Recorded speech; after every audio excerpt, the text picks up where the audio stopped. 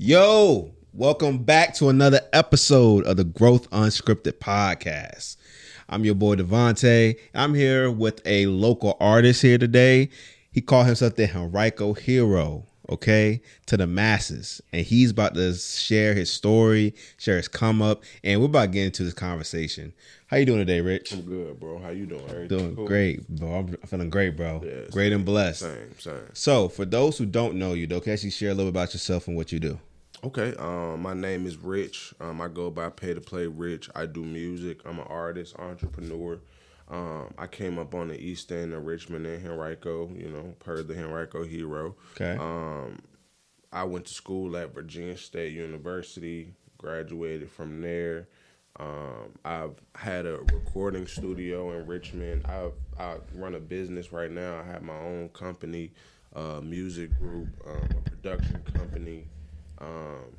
I dabble in real estate, do a little bit of that. I think if I was to just, put it all in a nutshell, I'm an entrepreneur. I'm just a hustling motherfucker. I feel you. I respect that. Yeah. Everybody knows, you never should judge a book by its cover. For sure. Never should. Never. So, that's why I want you to introduce yourself, because I know anybody who's looking and they first see you, they're like, who is this guy? For sure. Like, okay, cool, he's an artist. All right, cool, he raps. So what else? What else? Right? Yeah. So, good thing, though, you have all those type of other utilities that you do under your belt, though. For sure. Especially in this day and age now, we got to have different streams. For sure, but that's the reason why I get on these podcasts, and the reason why I make sure it's important for me to, tell my story or allow people to know more about me, right? So with the internet now, a person may come across somebody and they may like their music, but then they want to know more about that person. Like, what is that person into? What type of hobbies do they have? Like, what's their background? So I get on these platforms and I make it my business to do these interviews so people can know more about me. So, you may like my music, but it may not make you a fan. But once you actually get to know me, that'll actually convert people into fans or real supporters and followers. You know what I'm saying? I agree. Yeah. I agree. Because one thing that I always said anyway was that the best way somebody's going to better support you is they get to know the real you. For sure. Right? For sure. Like, they know the full authenticity of you, because anybody can put a front. Anybody can. Yeah. But your true fans, who's gonna rock with you no matter what happens, is the ones you know what, I knew him since day one. Exactly. He opened up, very grounded individual. Yeah. Things like that, right? Yep. And that's why we're here, Right. So most people don't know your real name. Correct. Right? So walk me through who Rich Mason is when the cameras are off, and what does what does your family call you? My family called me Rich. My mom calls me Pumpkin. Pumpkin? Yeah, even at 32, my mom still called me that. But, I done got to a point now where, I'm accepting of that. But, most of my family call me Rich or call me Cuzzo. You got family. They, whatever I am to them is what they call me. I think when the cameras are off, man, I think that I'm just, I'm super cool. I'm laid back. A lot of people tell me I'm serious a lot. I really have, this super serious demeanor, and I probably get that from my dad.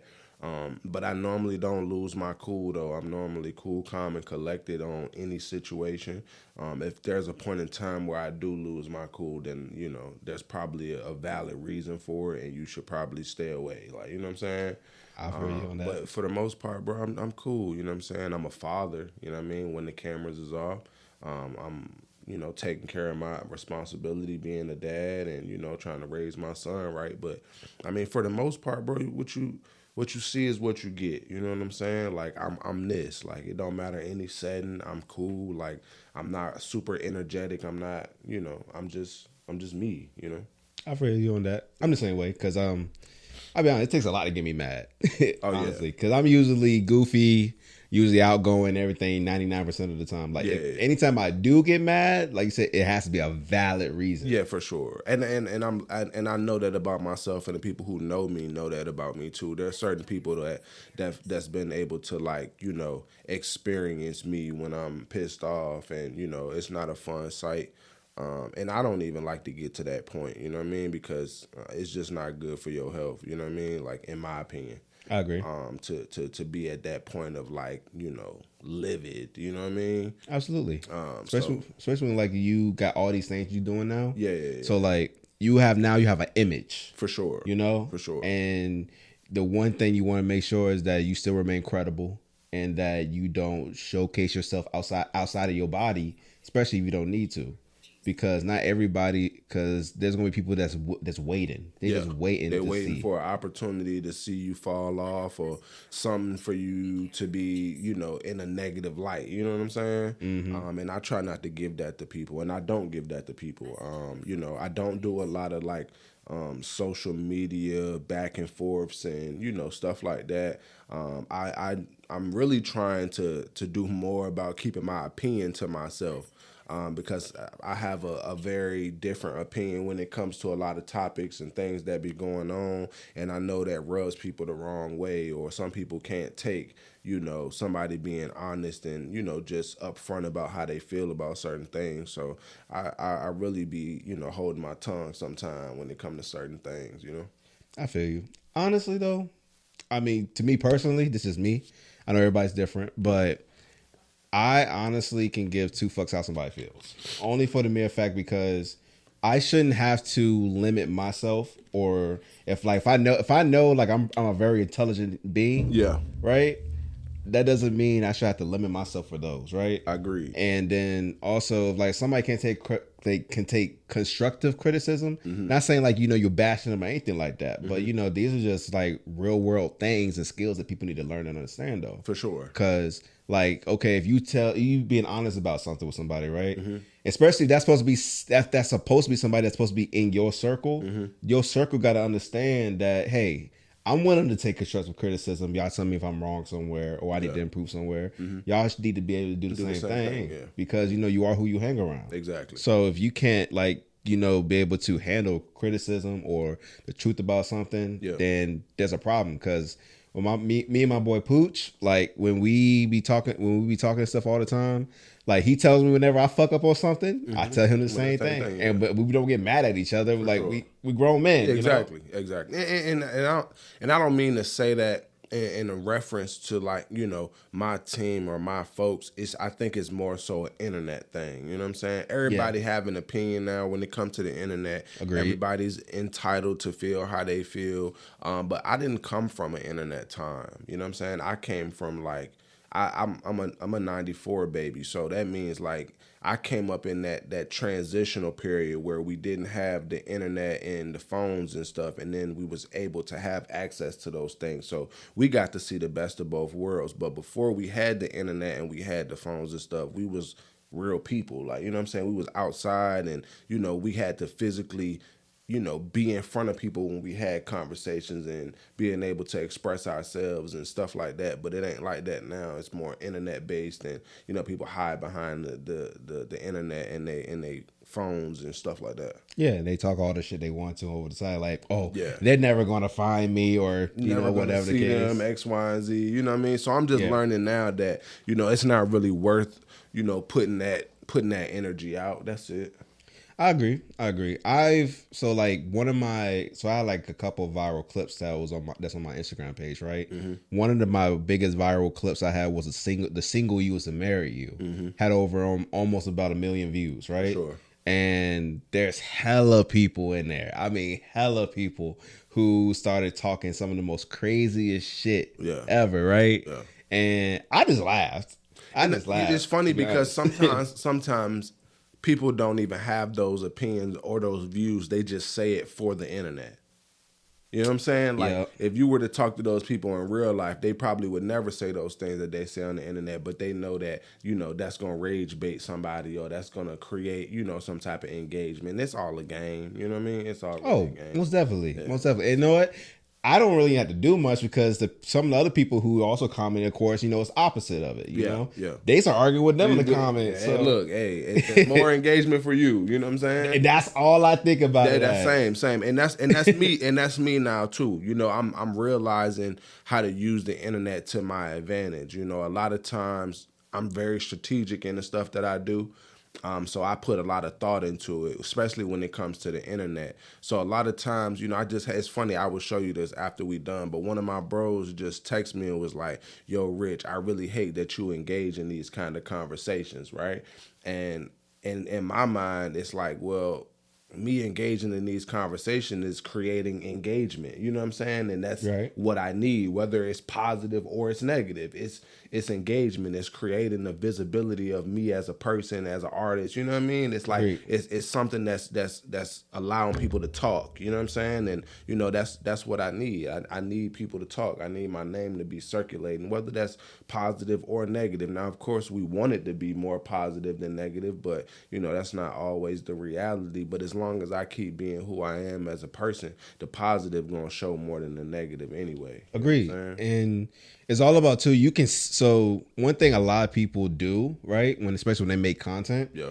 they don't know how to direct it to somebody. Yeah. Like they don't know where they want their people to go to.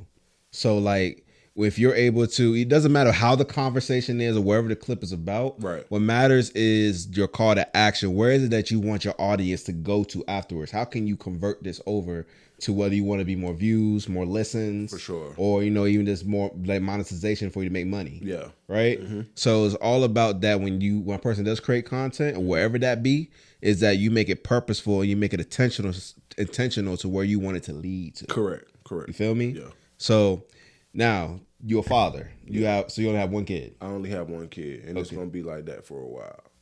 I feel you. It's gonna be like that for a while. So tell me, how's the life been though between everything and you also being a father at the same time? Oh man, it's been hard to balance. You know what I'm saying? I have people ask me all the time, like, yo, bro, how do you do this? Like, how do you make time to like, do all of these things with your career and work a job and still be an active father? And, I really don't know the answer to that. The only thing that I can say is God. Like, God, the only person that can allow me to be able to have this type of structure in my life to the point where I can do these things. Like, you know what I mean? And I don't mean to make it spiritual, but I really can't answer the question when people ask me. You know what I'm saying? It's like, I don't know, bro. I'm just doing it. You know what I'm saying? You just feel led. I just feel led. Like, you know what I'm saying? I just do what I'm supposed to do in my life, and, things kind of fall in place. But to answer your question, being a father is great, man, and I think me having my son is another reason why I have that fire or that light under my ass. Like, you know what I'm saying? It's making me get up and go get it, because I'm realizing like my son he's growing at a fast rate. He's gonna get old soon, not old, but like he's gonna get older to a young kid one day, and I have to be prepared for that, you know what I'm saying? And whatever that may be, whether that's financially, mentally, physically, spiritually, like I have to be prepared to be able to lead this creation that I created. And that's a lot of determination and motivation for me right there. I feel you. I'm the same way because I have a daughter who's 6. Yeah. And so like with her, I would definitely say when she was born, that definitely lit like a whole fire under me. Yeah. Even more than what it already is. It's supposed to. It's supposed to. I feel like as a parent, when you have a kid, and unless you already, super successful, that's supposed to, you know what I'm saying? It's supposed to put a fire under you. It's supposed to motivate you to want to, fix the things in your life to be able to have a successful life and whatever that looks like for you. Because at this point, you're not living for yourself no more. You know what I'm saying? You're living for that child that you created. Yeah, you have so responsibility. You got a responsibility to take care of them. So at that point, it's like, you gotta get motivated. You gotta do something different than what you was doing before you had that child. You know what I mean? Mm-hmm. Yeah. Mm-hmm. And like you said, I'll be honest, some people really don't know how to balance it. And like you said, you just feel led to. But I think as well, it's the whole point of structuring your time and being more intentional with your time. Oh yeah. Right. I think that's probably what it is. Like, I'm very intentional with my time at this point. Like, I don't have time to do nothing that don't involve, anything that's going to be positive in my life, or what I feel to be positive right now in this moment. But now that I'm reflecting on it, I think that's what it is. That's the answer right there, is that I've shifted my focus to be more intentional about what I do with my life and my time. So that's probably why I have the time to do all of these things, because I'm not doing the bullshit that I was doing previously. Like I'm not outside every weekend. I'm not outside chasing hoes. I'm not outside doing, bullshit. Like, I'm taking care of my son. I'm going to work. I'm pursuing my career, and I'm getting money. Like those are my focuses right now. You know what I mean? And I make time in my life to do those things. And outside of that, I don't really got time for it. I don't make time for it. You know what I'm saying? Yeah, I would say anyway, like people shouldn't be doing things that don't serve them a purpose or don't serve value in their life. For sure. Because when people just do this when they do low frequency type of shit, it ends up fucking them over in the long run. But some people don't even realize or know what's not purposeful in their life. You may I could go talk to another, and that it comes with maturity to me. I can go talk to another man right now who may be 5 years younger than me, and chasing hoes is serving him in his life right now. But that's just where he's at in this moment. You know what I'm saying? If you were to ask him, that's probably something that he's going to say, because that's just, the maturity mindset. That's just where he at right now. But I just think, as you get older, the more mature you start to realize what's important in life, those things change. You know what I'm saying? I agree. Yeah. I agree. I'll be honest, I was the same way. Yeah. I was the same way. We all was. Yeah. We had a moment. Yeah. We all had those times in our lives where, that was a thing. And not just that, but just stuff that just didn't really serve, bettering yourself. Or I'm just at a point right now where success is more important than anything. And I'm doing everything possible in my power for me to get there.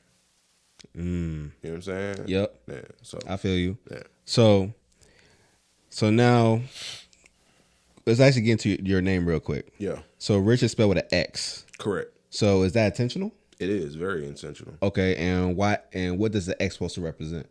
The X doesn't really represent anything. It's really just to take away the C, right? So I'm also a Kappa. I'm a member of Kappa Alpha Psi Fraternity Incorporated. So shout out to the good Noops. So as a Kappa, we use K a lot for all of, our, stuff that we do, our lingo and the way we type certain words. And, it's an internal thing. So that was more so what that was. I mean, it was some other stuff that was coupled into it prior to, but I don't really want to get into that. You know what I'm saying? I think my answer I want to give you is that I'm a Kappa, and that's the reason why. It's all good. I know y'all got certain guidelines y'all can't go past. Yeah, for sure. I mean, rules and structure. I wasn't more so speaking in reference to Kappa. Just I was at another place in my life where that would, where I could explain that, but I'm past that point in my life right now, so I ain't even that point of bringing it up. You know okay, what I mean? I got you. So, if you know, you know. So, you go by Henrico Hero. Yeah. So, what exactly is that title for? What is it supposed to represent?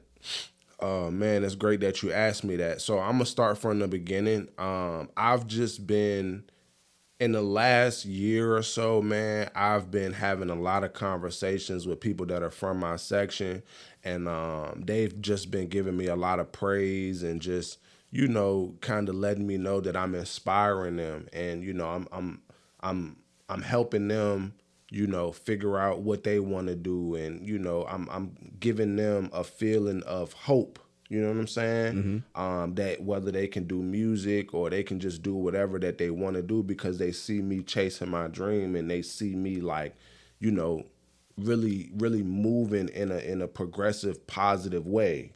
And this is conversations that people are having with me that I'm not even asking.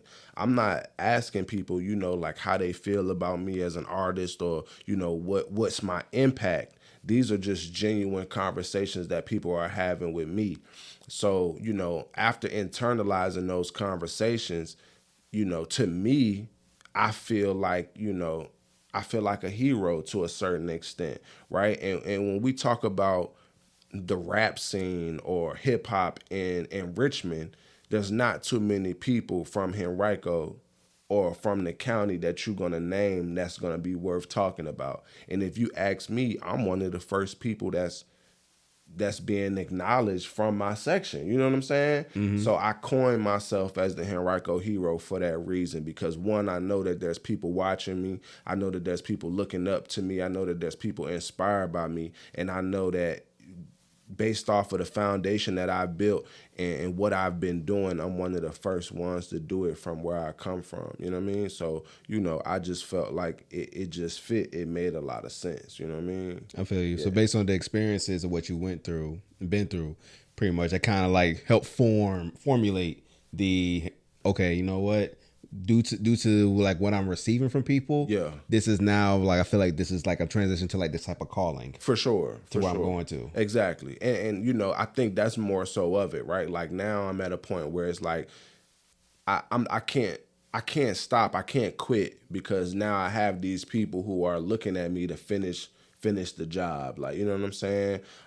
So and that's important to me. You know what I'm saying? I wear that proudly. You know what I'm saying? I have people telling me all the time, like, yo, bro, you got the East End on your shoulders. You know what I'm saying? And it's, that's a humbling thing to hear. You know what I mean? It makes me happy, but at the same time, it makes me realize, like, all right, bro, you got work to do. You know what I'm saying? You got to really like do this thing, and you can't play around with it. You got to take it serious. And that's just really what I've been on. And I coined myself that. I hate to have to like self-proclaim, but I know another man ain't gonna say that. You know what I'm saying? I know talk your shit. Yeah, I know another man ain't gonna say what I'm saying, and that's okay. But I'm gonna be the one to do it. You know what I mean? I feel you. Yeah. So speaking of that too, as well, when you talk about the East End, yeah. So for those who don't know, Richmond has a North Side, South Side, West End, and East End. For sure. So what does someone need to understand about the East End specifically to understand your music to your brand? Ain't nobody ever asked me that question. Hey, so in this podcast we go deep. I tell you. That's a good question. You just got to understand that there's two sides to the East End, right? There's a more high class East End, and then there's a more grittier and street side of the East End, right? And at any given moment, you can be surrounded by people of both ends. You know what I'm saying? And I think if you came up where I came up at, and you kind of understand and you can hear it in the music, because I do both. You know what I'm saying? Like, I give like the street talk, but I also am speaking in an intelligent way. You know what I mean? It's like I'm contrasting in both worlds, you know what I'm saying? And I also feel like that's kind of like my gift of gab, because I'm able to do both, I'm intelligent enough to be able to create bars that, people have to actually think about. But I'm also, street smart enough to know that I can relate to those type of people. You understand what I'm saying? I feel you. Yeah. And it's about you, because you also making sure as well you're not trying to position yourself as like the regular run of the mill, local rapper, or anything like that. I'm way past that. And I hate the term like local rapper, but I also understand it at the same time, because when I think local rapper, I'm thinking literally local. Like there's no visibility, there's no brand outside of the local area. Right. But in my case, that's not the case, right? Like I've been to I've been to a lot of the prominent places on the East Coast, and I've done shows there, and I've worked with some of their artists, and I've been on tour, and from here to California.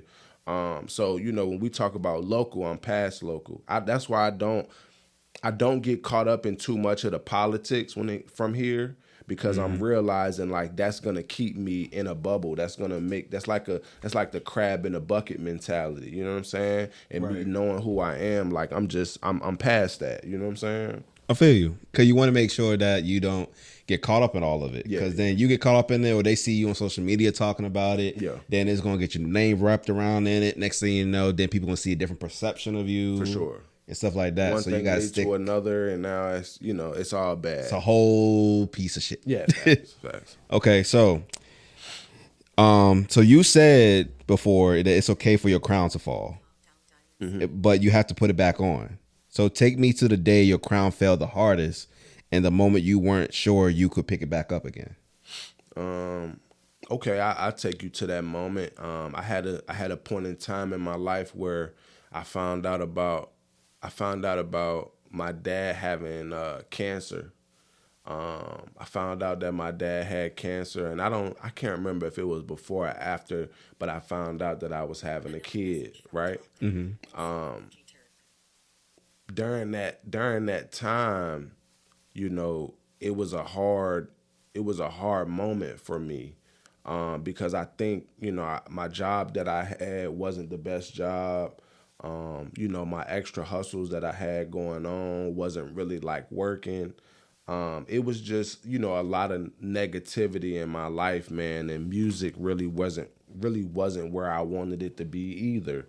And if we put it in terms of, you know, my crown slipping, that was really what that was, because I was allowing myself to, you know, think negatively. I was, you know, putting myself in a depressive state. And then my father passed. And then after my father passed, I had my son. After I had my son, me and my son's mother broke up. I had an apartment with her. I had to leave that apartment, and I had to go back and stay with my mom until I can get back situated. So all of this stuff was happening in like a 6 to 8 month span, man. Wow. Yeah, bro. And it was a lot for me to bear and handle and deal with, and internalize too. But I think there was a point in time in that where, you know, my son came, and, you know, he kind of helped me, you know, put my crown back on my head and realize, like, you know, it's not the end of the world. You feel me? Like, you gonna figure this thing out. And you know, that's when I kind of started leaning more into, like, you know, spiritual, like trying to pray more and, you know, get closer to God, and, you know, just trying to find direction, you know, because when you in a moment like that, man, where, you know, you just lost somebody that's close to you like that, well, actually, you know, well, yeah, you lost somebody like that that's close to you, and your girl leave you, and now you got this kid that you got to step up to the plate for, and then you got regular life going on, bills is still due, you know what I'm saying? Mm-hmm. Your hustles that you got going on ain't working. It's like, you know, you gotta find that within you to be able to pick yourself back up. And sometimes you can't do that on your own. Sometimes you gotta lean on God to be able to, you know, help you out of that time. And I feel like that's what I did. And, you know, but it started with me though. It started with me being able to say, you know what, I'm gonna figure this out. And that was me, like, putting my crown back on my head and, you know, just wearing it proudly. I can resonate with you on that heavy, because I spoke about this a couple probably like about around 4 or 5 episodes ago. But a couple years ago, I went through, not saying I lost my dad or anything, but I definitely went through a lot of craziness, all within a span of, really, for real, like within like a month. Yeah. Between me and my girlfriend breaking up. Then also I lost my job when I used to work IT. So, and on top of that too, I had to I had to deal with figuring out how, like, I had to deal with between either going back to my mom's house or having to traveled and go to Florida and then take a risk there. Yeah. Just so I can at least have a better opportunity. Mm-hmm. Right. And I was in a dark space for a good bit between that and me trying to find out a sense of direction. And I had to figure out, like, you know, like how do I proceed from here? Right. You feel me? Yeah. And after that, I mean, fast forward, I mean, I was just able to, you know, start hanging around the right people, started, you know, people who actually see the same vision I see, you know, and then next thing you know, it started gradually, like, my mental, everything started getting better, more and more blessings now is happening, you feel me?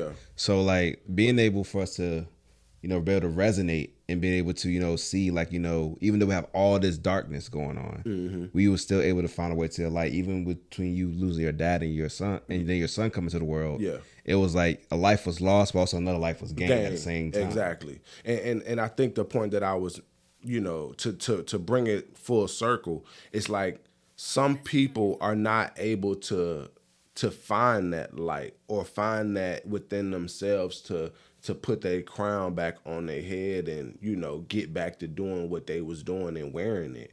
Some people just let the crown fall and that just be it, you know what I'm saying? And, you know, they never really be able to get back up from that. So, you know, I give myself a pat on the back because, you know, again, a lot of people are not able to come back from certain things and not be able to deal with life when it hits you. You know what I mean? Sometimes people are not able to pick themselves back up after life hit them. You know what I mean?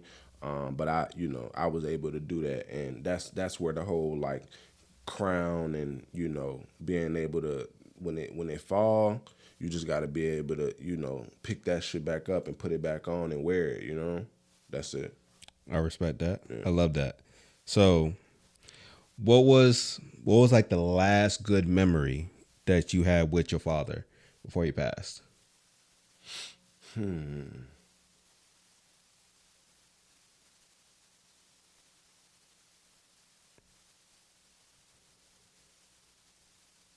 The first thing that come to my mind was, and this is something so simple, but we were shooting hoops in my backyard, in my parents' backyard. I got a basketball court back there that I had since I was a kid, and I don't know if we were having a cookout or we just, you know, was throwing stuff on the grill, and I was out there shooting hoops, just, you know, shooting around, and my dad came out there and we was shooting and, you know, just talking and shooting the shit. And I think that was probably the most prominent moment that we had, like, you know, before his passing or before he got sick, like, you know what I'm saying? Okay. Yeah. So, And what was like, and if you could ask him, if he was here, what would you want to ask him right now? if my father was here, what would I want to ask him right now?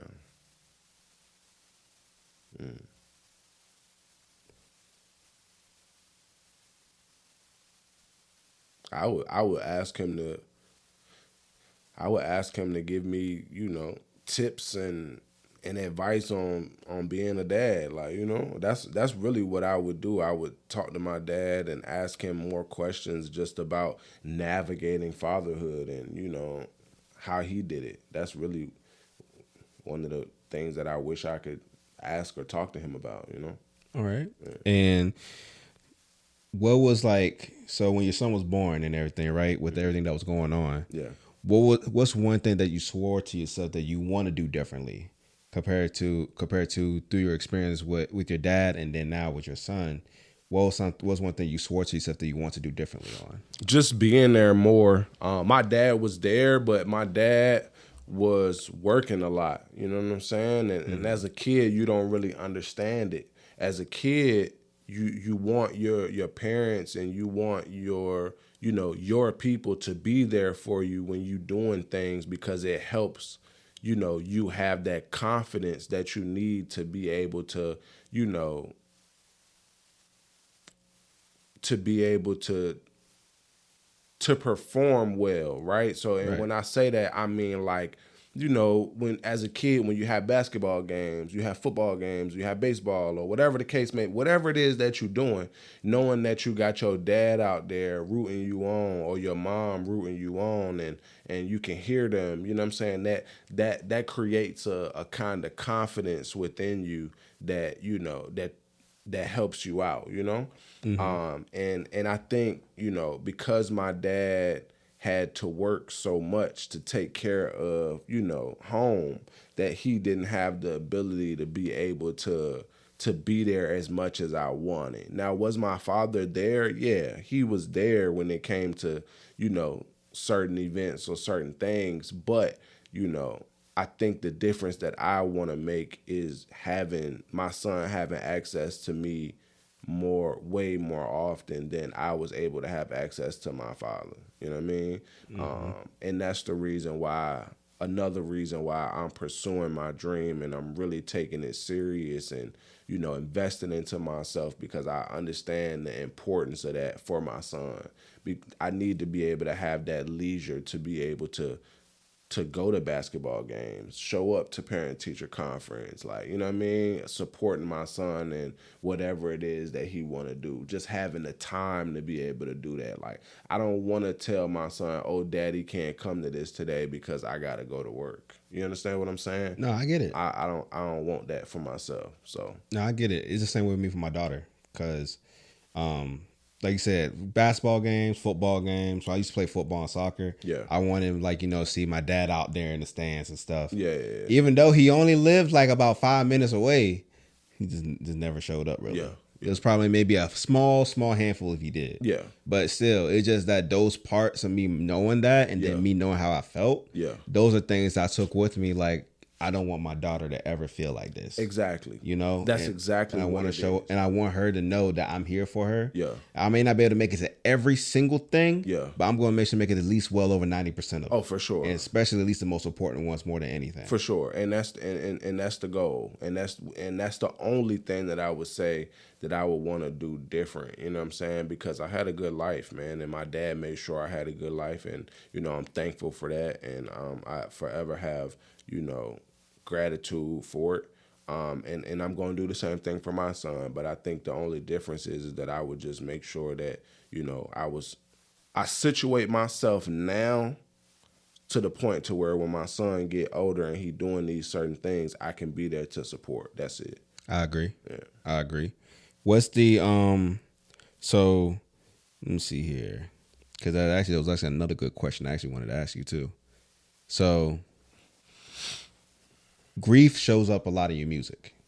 Yes. And as the venting series, I think it was venting series 1 and 2 and 3.0. Yeah. Right. So why did you have to make why did you have to make a third one, and what was still in there? Like within, I guess you say that process when you was making that last series. When you say what was in there in the last one, what do you mean? Like when you after you made series 1 and 2, right? Yeah.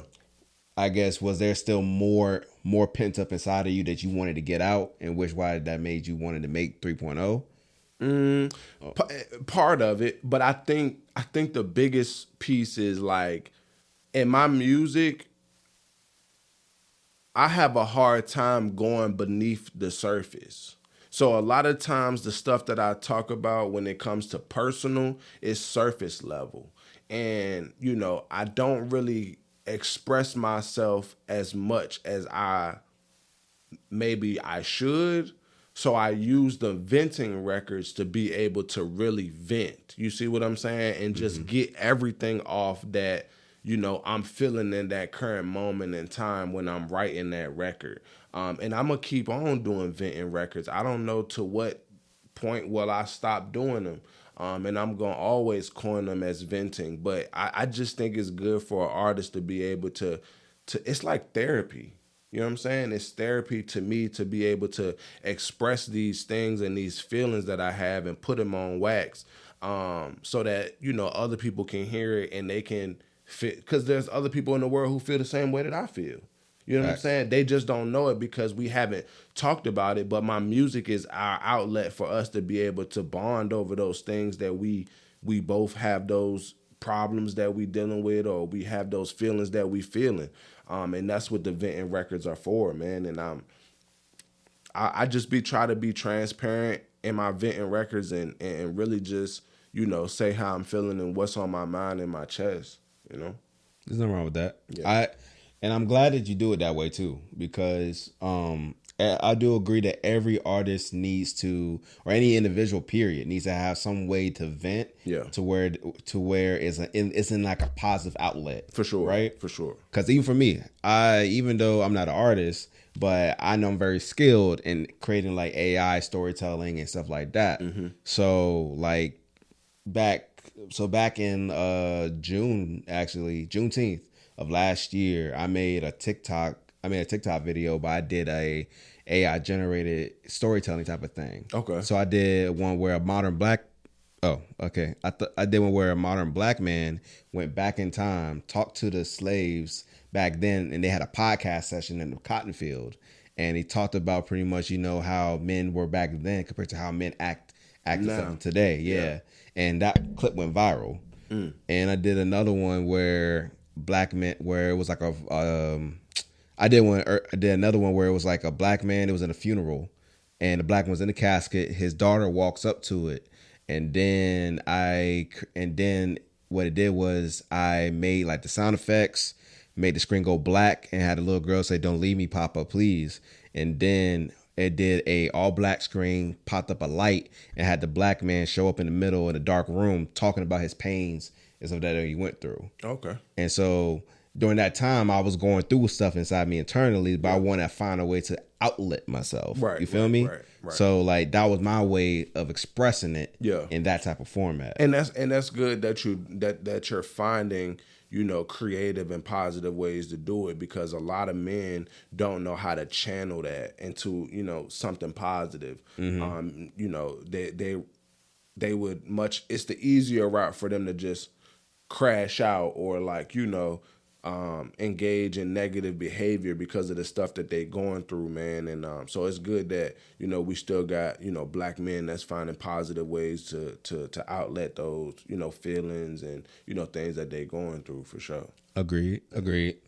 And so your every entrepreneur has a story that they don't really tell on Instagram. Yeah. But really, right? So what's a chapter of your life, whether that's a mistake or a stretch, you're not proud of, and that the playerism brand would not have survived if you told it 3 years ago, but you can talk about it now?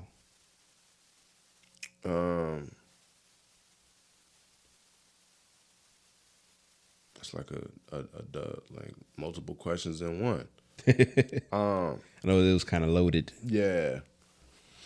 I could break up some pieces if that makes it easier. Yeah. Let's do it like that. All right. So what's a chapter of your life where a mistake or a stretch you're not proud of? A chapter in my life, a mistake or a stretch that I'm not proud of.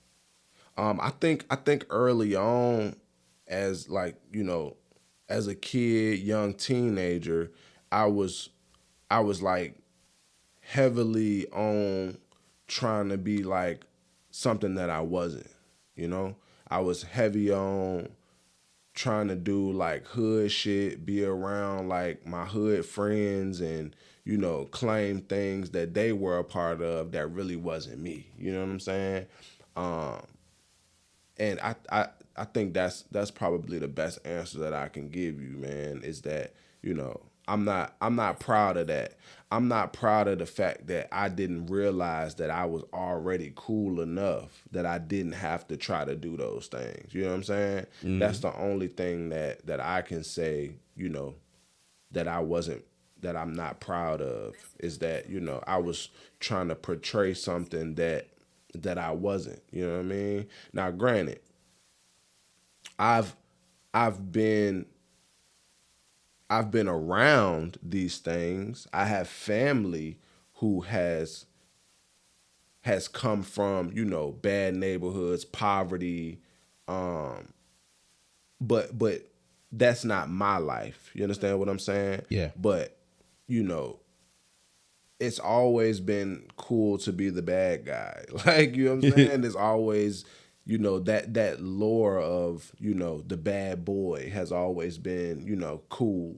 It's been the more stereotype more so for sure a lot of us, especially for the black community. Exactly. And I think that just as a kid, not being mature, man, I just thought it was cool, and it was something that I felt like that I should be doing. And, to be honest, it wasn't a good thing at all. You know what I mean? So when was that shift? Like, when was it like you realized one day, like when you was doing everything like that you was like, you know what, I shouldn't be doing this shit?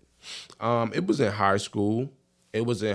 Man. I had, multiple people, talk to me, family members, and just having conversations. And, I think I came to the realization that people at my high school were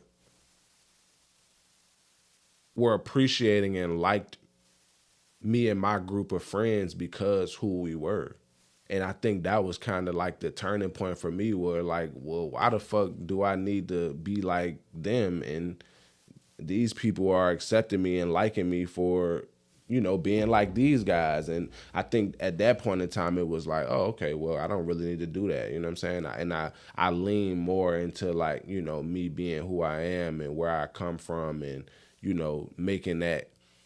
creating that cool. You know what I'm saying? Like me and my friends in my area that I grew up in, we always made things cool our way. You know what I'm saying? Like always. I feel like we were trendsetters to a certain extent. I ain't even gonna say to a certain extent. We were trendsetters in my section and where we came from. Like it got to the point where we were so cool and we didn't even coin ourselves this, but people were calling us the DTM boys because we came up in a neighborhood and that's what that stood for. But they all knew us for like hanging around each other. We was click tight. We always did things together and we was just a different type of cool. Like we wasn't like hood cool. We was like preppy school kid cool. Like, you know what I mean? Right. And people like that. And then I was realizing, oh, I'm getting girls and they liking me and I'm kind of popular a little bit. Like, I'm like, all right, I can do this. You know what I'm saying? Facts. So yeah, that's really it for real. Okay. Hold for 1 second.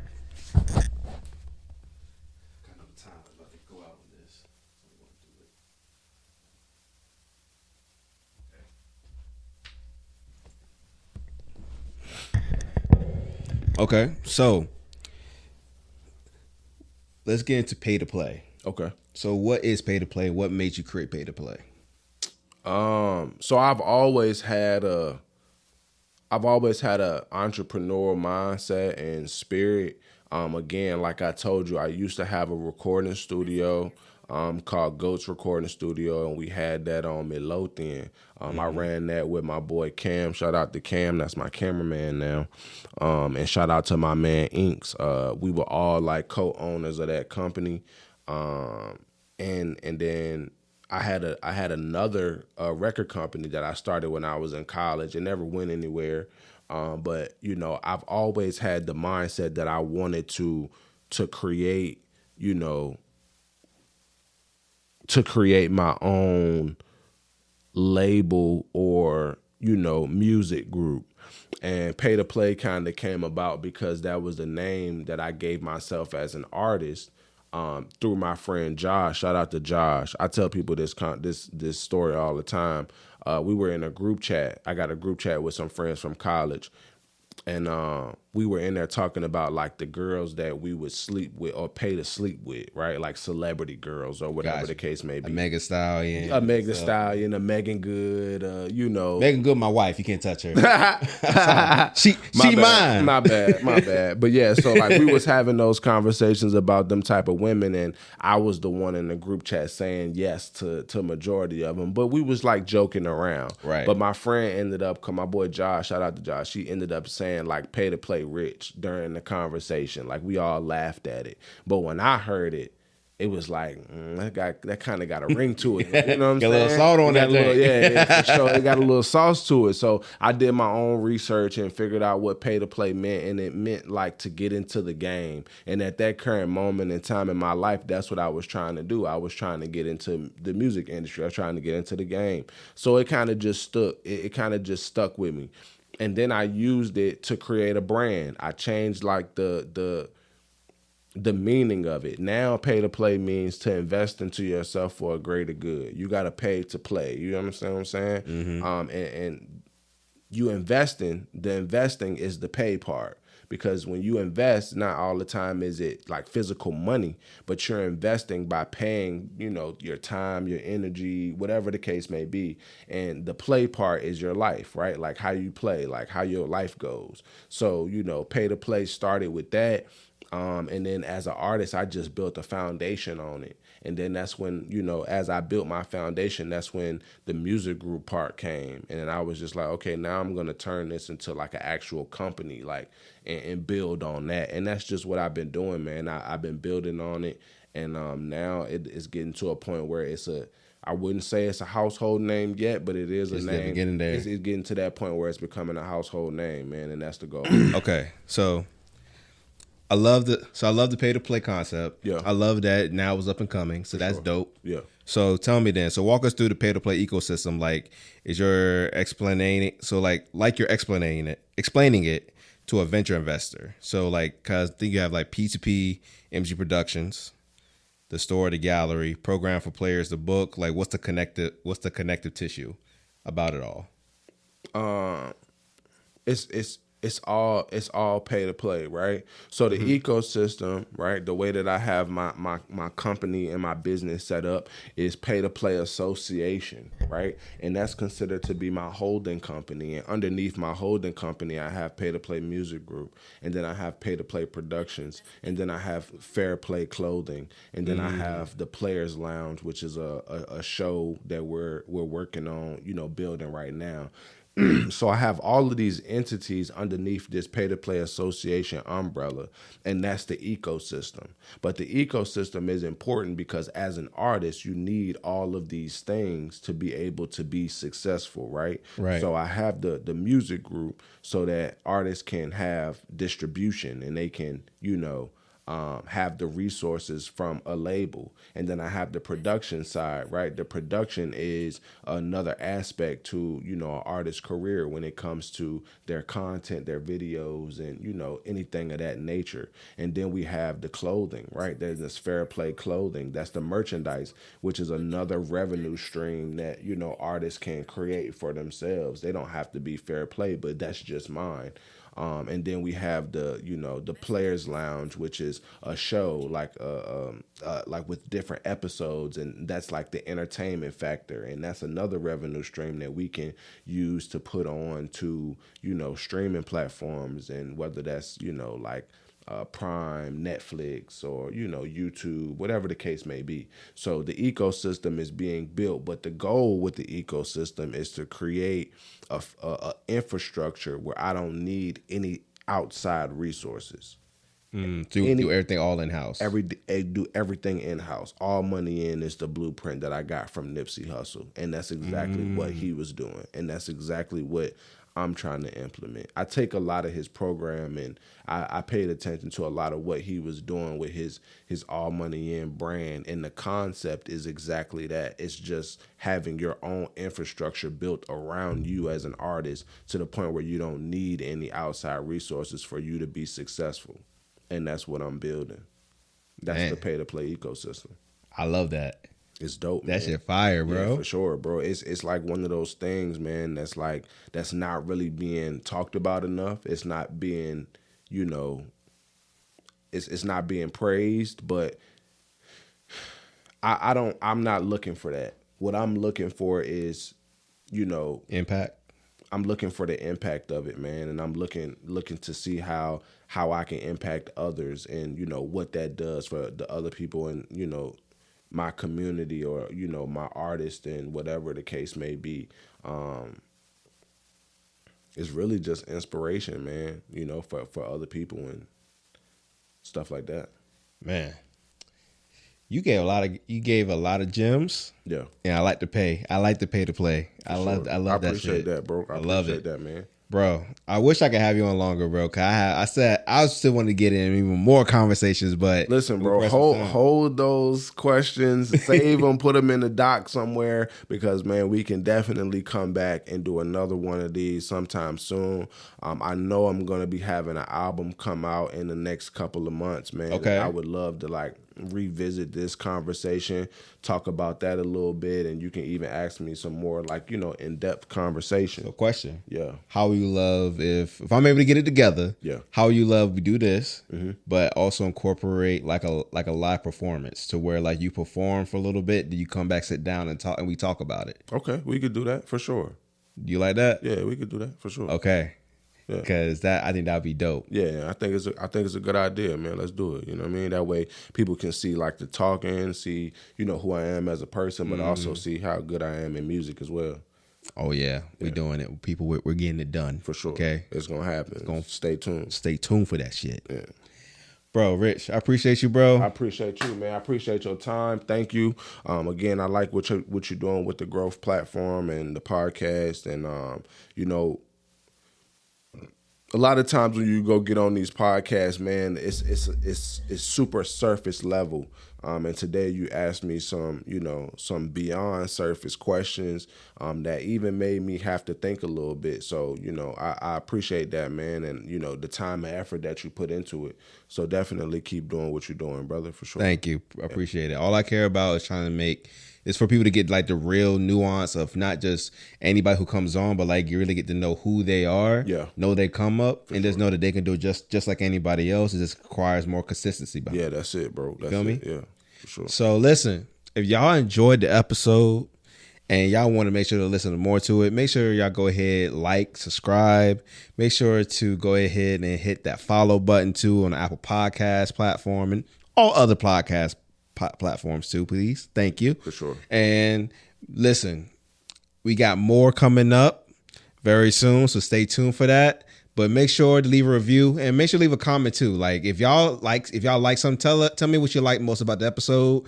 Also, if y'all want any topics or anything that want to be discussed or any potential guests, let me know. I got you. Just let me know and I get it connected, get it all set up. But y'all, appreciate y'all listening in. And also we'll make sure to catch y'all on the next one. Peace out.